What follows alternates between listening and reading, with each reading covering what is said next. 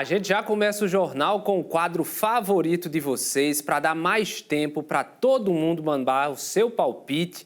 Quinta-feira é dia do nosso Desafio ITN e a charada de hoje, pessoal, tem a ver com um paraibano que teve influência na construção de um dos principais cartões postais do Brasil e uma das 7 maravilhas do mundo. Isso mesmo, você está vendo aí do monumento que eu estou falando, esse local tão emblemático e importante para o nosso país, é o Cristo Redentor. Aquele mesmo lá no Rio de Janeiro. E a gente quer saber de você que está aí do outro lado da telinha, quem autorizou a construção do Cristo Redentor. Bora colocar as opções na tela? A nossa charada de hoje. Opção A, foi o padre Ibiapina. B, Assis Chateaubriand. C, João Pessoa. Ou D, Epitácio Pessoa. Manda o seu palpite de resposta correta no WhatsApp da Rede ITA, o 98216-6238. Se você ainda não tem o nosso número salvo na agenda do seu celular, aproveita para salvar agora para poder participar com a gente. Não esquece de colocar o seu nome ou bairro, se você for aqui de Campina Grande, ou a cidade de onde você está acompanhando a gente, para que eu possa registrar a sua participação nos próximos blocos. Então você manda a resposta correta no seu palpite, também o seu nome, para que a gente possa registrar, computar tudo direitinho na sua participação. Vai aí no seu palpite no nosso Desafio ITN. Ele ocupa o 5º lugar na lista das 7 maravilhas do mundo. É claro que eu estou falando do Cristo Redentor. Mas e por que o Desafio ITN desta semana é algo sobre tão longe? A resposta é simples. É que a construção desse monumento, que fica no topo do Morro do Corcovado, no Rio de Janeiro, foi autorizada por um paraibano. Pois é, mas antes de dizer quem foi, bora conhecer um pouco sobre um dos pontos turísticos mais famosos do Brasil. Ele foi idealizado por um padre, o padre Pierre-Marie Ross. Isso aí de 1850, ele teve essa ideia, ele teve um sonho e queria fazer um monumento religioso, uma homenagem a Cristo, no Alto do Corcovado. E essa ideia que quis botar para frente foi a Princesa Isabel. A Princesa Isabel, inclusive, ela iniciou esse projeto, mas aí logo em seguida veio o golpe militar, né? E o Brasil se tornou um país laico e não se falou mais no assunto.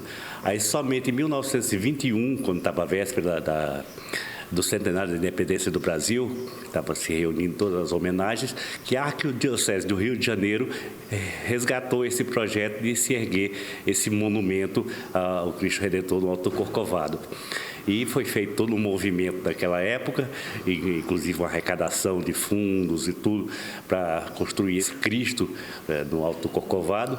Mas como na época o Rio de Janeiro era a sede do governo federal e os morros, tudo isso pertencia à União, tinha que haver uma autorização do presidente da República.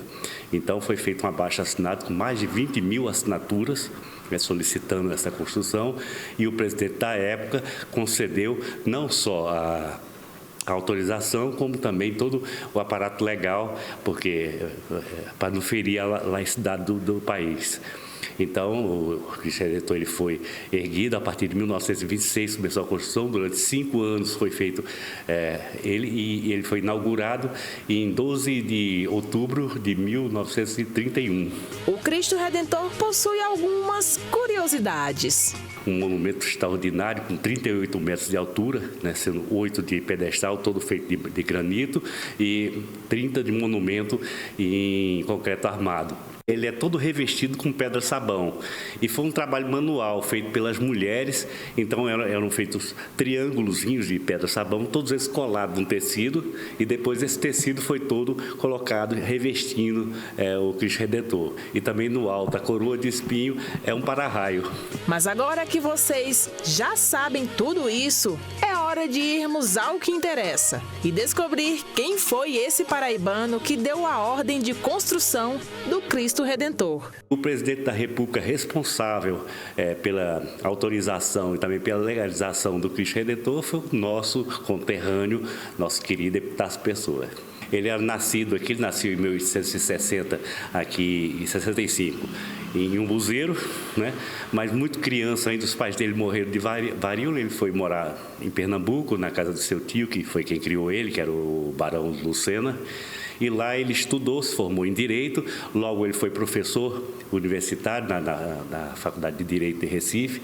Em seguida ele foi deputado constituinte do Brasil, votando naquela Constituição, aquela primeira Constituição do Brasil.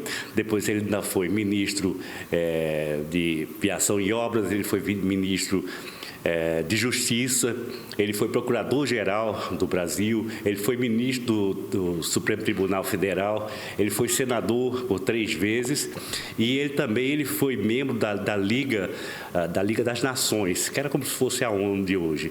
Então ele estava na França exatamente assinando o Tratado de Versalhes juntamente com os outros que dava o fim oficial à Primeira Guerra Mundial. E nessa época ele já estava candidato a presidente da República aqui no Brasil e ele foi eleito sem fazer campanha. Ele foi eleito na França, foi o único presidente da República que foi eleito fora do Brasil. Ele estava na França quando ele foi eleito e ele disputou com nada mais, nada menos do que com Rui Barbosa. E venceu folgadamente, foi presidente da República entre 1919 e 1922, quando ele autorizou o Cristo Redentor. Resposta correta, letra D, Epitácio Pessoa. Parabéns para todo mundo que acertou e brigadão a todo mundo que participou.